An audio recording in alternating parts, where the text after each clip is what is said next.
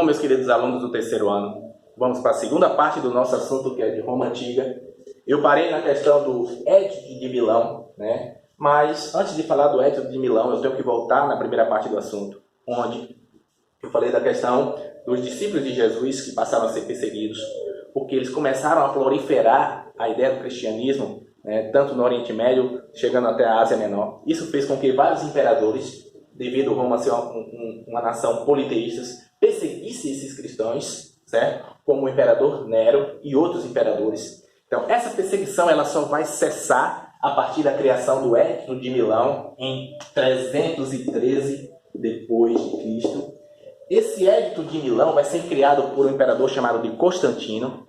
Constantino ele vai se converter ao cristianismo e vai determinar nesse edito que não deveria mais se perseguir aqueles povos que eram discípulos de Jesus, ou seja, aqueles que proliferavam a ideia do cristianismo. Depois do Edito de Milão, vai ser criado um novo edito em 380 depois de Cristo, o Edito de Tessalônica. Esse Edito de Tessalônica foi criado por Teodósio I, o que ficou determinado, né, que o catolicismo se tornaria a religião oficial de Roma, extinguindo o politeísmo e os templos pagãos, certo?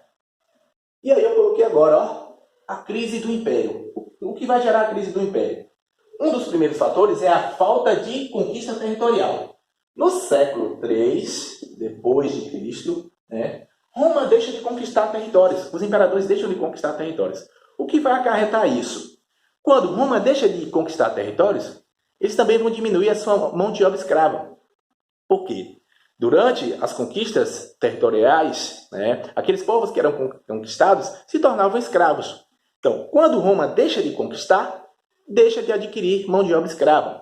Isso fez com que, em menos de 100 anos, o preço do escravo aumentasse 50 vezes, né, gerando uma grande inflação em Roma, né, e diminuindo a arrecadação de impostos.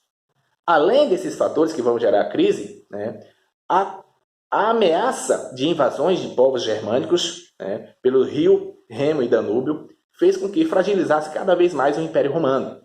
Né? E aí vem a chamada crise econômica. Essa crise econômica está relacionada ao aumento dos impostos, né, e também a desvalorização da moeda. Tudo isso fez com que milhares de pessoas deixassem de viver no meio urbano para viver no meio rural, gerando os chamados colonatos, ou seja, as pessoas passaram a ser colonos fixos à terra, certo?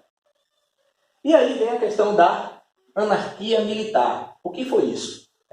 Devido ao chamado êxodo urbano, né, as pessoas passaram a viver mais no meio rural. Isso vai fragilizar o Estado e os generais, com seus exércitos, vão querer nomear os imperadores, gerando morte e assassinatos de vários imperadores, certo? Isso ficou conhecido como anarquia militar. Para tentar sanar esse problema, né, de crise econômica do Império, um imperador chamado Diocleciano ele vai criar a chamada tetrarquia.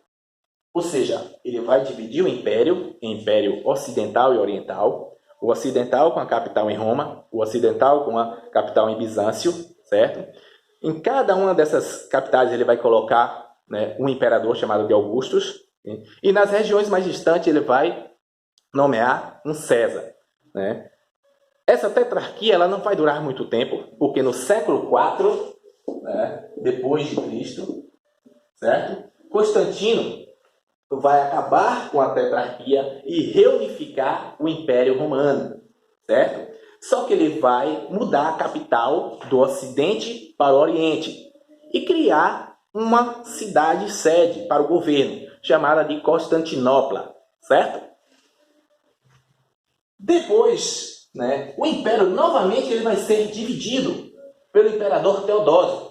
Então, Teodósio ele vai dividir em 395 depois de Cristo o Império em Império Romano do Ocidente, com a capital em Roma, e Império Romano do Oriente, com a capital em Constantinopla. Então, essa divisão, né, o Império Romano do Ocidente, ele só vai durar até 476, né, devido à invasão de povos bárbaros e devido a todos esses aspectos gerados pela crise do Império, certo? Então, bom, gente, essa foi a nossa aula de hoje. Espero que tenham gostado. façam, né, os exercícios relacionados à Roma Antiga, que é a aula 8 e 9. Né? Até a próxima.